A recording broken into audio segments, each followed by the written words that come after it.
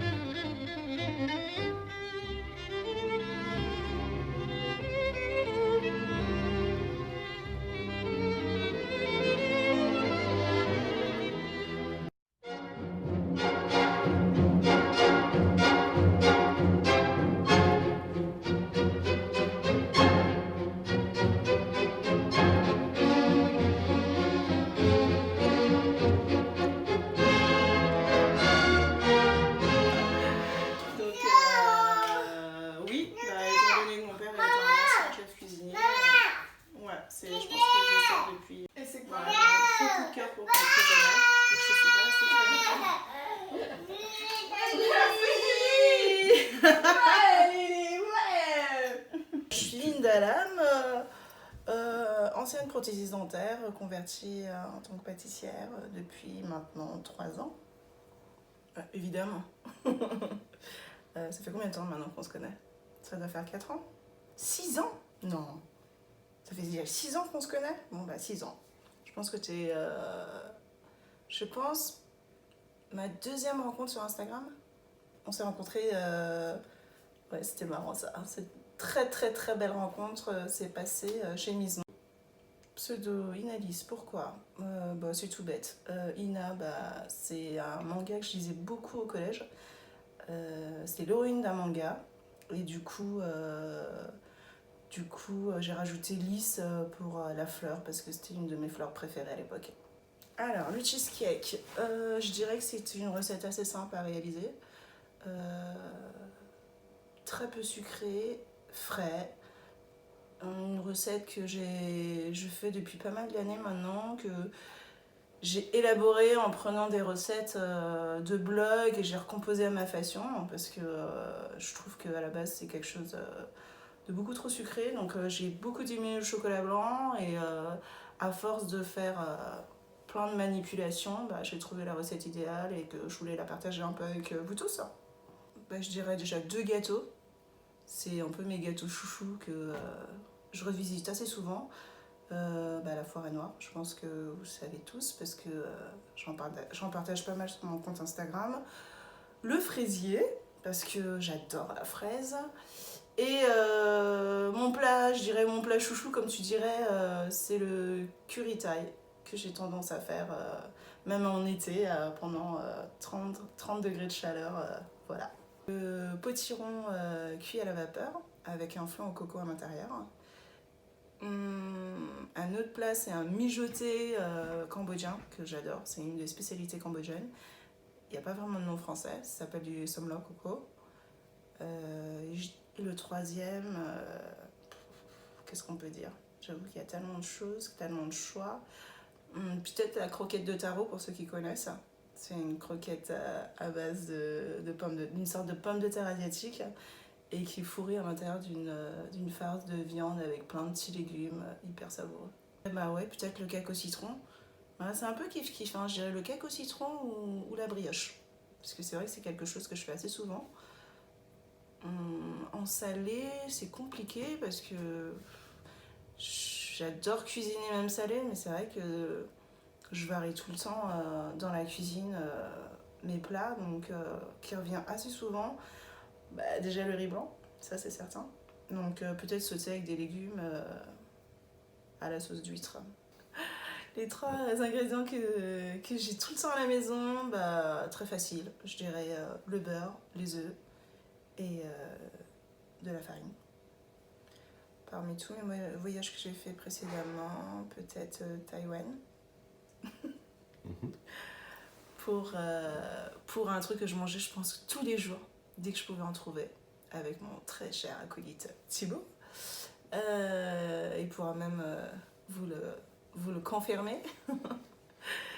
C'est du soja soyeux, surtout à l'amande, qui était fait maison, qu'ils ont l'habitude de préparer là-bas, avec un sirop et beaucoup de toppings différents, entre autres, encore une fois, des petites boulettes à base de taro que j'aime énormément. Donc très facile à manger, qui se digère très facilement aussi.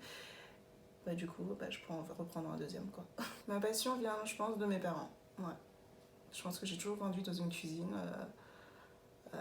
mouvementée. Mon père toujours au fourneau, ma mère à côté à l'aider à préparer à manger. Parce que mon père était un ancien chef cuisinier.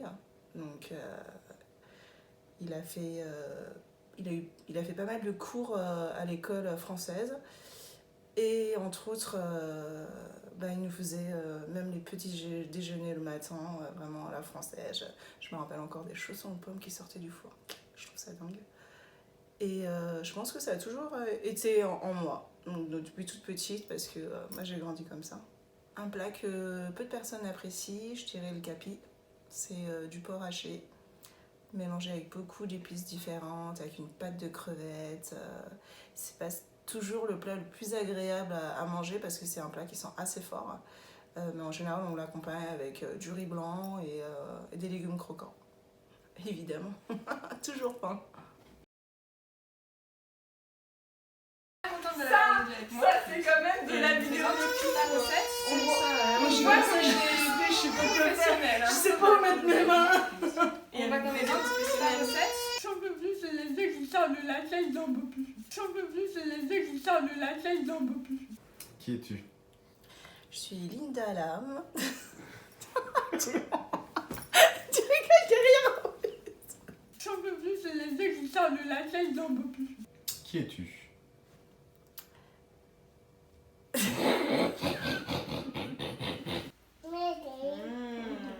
Je sais même plus si j'ai appuyé sur les boutons.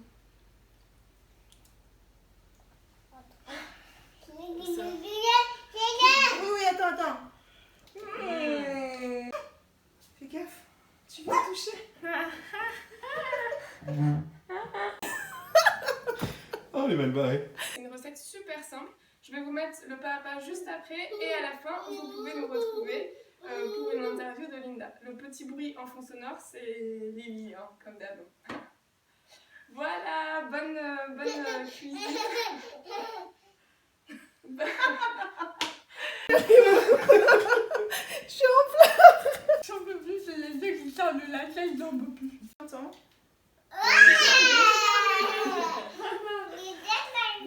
On est arrivé, il faisait un temps de dingue. Il faisait 25.